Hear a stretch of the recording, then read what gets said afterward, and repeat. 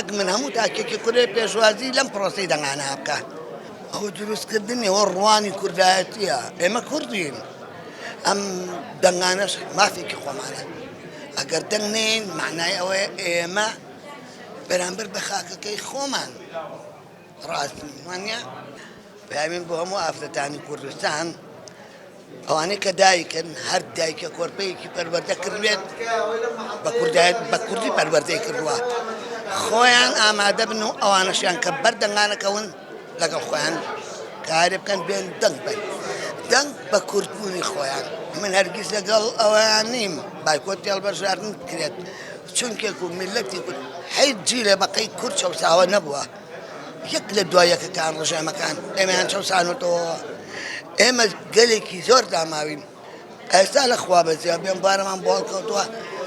ئێستا کاتی چەک نەماوە ئێستا کاتی دەنگانە بە دەنگ ئەبێ ئێمە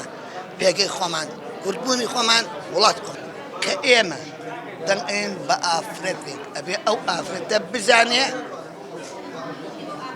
کە خۆی پەری نەگیراوە ڕێوە بە دەنگی خەڵق چۆتە ئەوێ یەکەم خوای لەبیر بێ دووهەم کوردبوونی خۆی لەبیر بێ سێهەم بە وەفاوێ بەرامبەر بە دەنگانەکە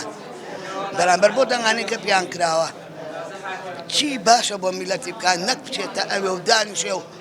وڵای زۆرم پێ خۆش بوو ینی دەمێکە خۆم حازر کردو تقریبەنەوە 4 مانگە من خۆم حازر کردو کە بێم بۆ ئەم دەنگانە چکم پێم خۆشە کە ئەم هەڵبژاردنە بکرێت و ئەوەی شایستەیە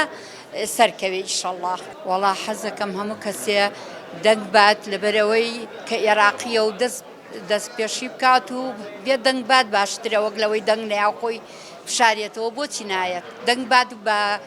کوچەکی دەستی خۆی کەسێکی شایستە هەڵبژێرێ وەڵا ئەمەوێت زۆر دیفاع لێ ئافرەتان بکەن و ڕێزی ئافرەتانمان بۆ بگرن و بەرزمانکەنەوە و دایمن داوای مافمان بۆ بکەن کە بخوێنین و کە مەکتەبمان بۆ بکرێت و ئانی نەخوێنەوارن بخوێن و پێشکەوتنمان ئەوێت وەڵی بە پێی من حەزەکەم هەموو کە سوکاری شەیدان با خوێنمان بە فیڕۆ نەڕوە هەمووی بێت دەنگ بات و ئەوەی شایستەیە هەڵی بژێرێت و ئەمڕۆ ڕۆژێکی ئەوەیە کە هەمووی